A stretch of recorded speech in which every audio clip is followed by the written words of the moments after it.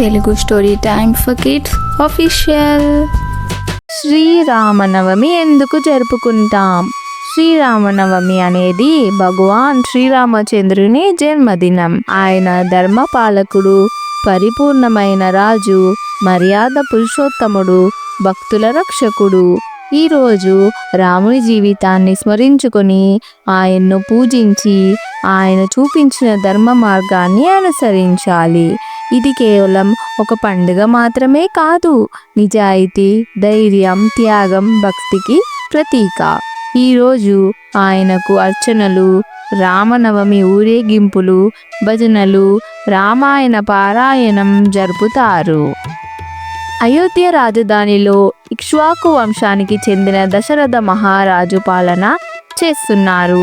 ఆయనకు కౌసల్య, సుమిత్ర, కైకేయులు అనే 3 భార్యలు ఉన్నా వారికి సంతానం లేకపోవడంతో పుత్రకామేష్టి యాగం నిర్వహించారు. ఆ యాగ ఫలితంగా అగ్నిదేవుడు ప్రసాదాన్ని ఇచ్చాడు.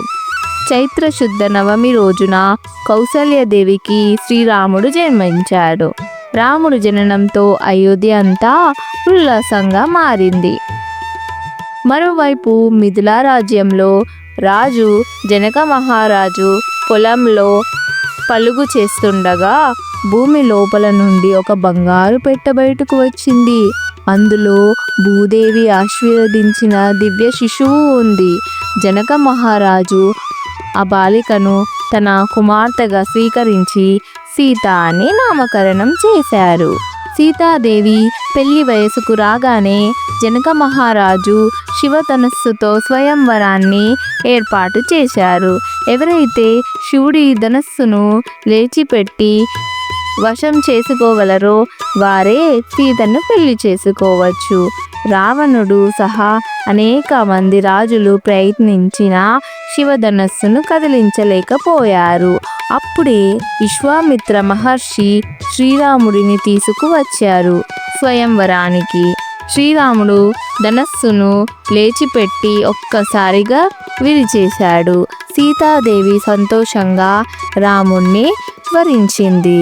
ఆనందోత్సాహంతో వారి వివాహం జరిగింది. శ్రీరామనవమి విశేషాలు.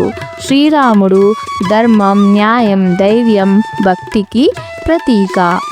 సీతాదేవి సహనం, ప్రేమ, త్యాగంకు ప్రతీక. రాముని మార్గంలో నడిస్తే జీవితం ధర్మపదంలో సాగుతుంది. శ్రీరామనవమి రోజున ఏం చేస్తారు?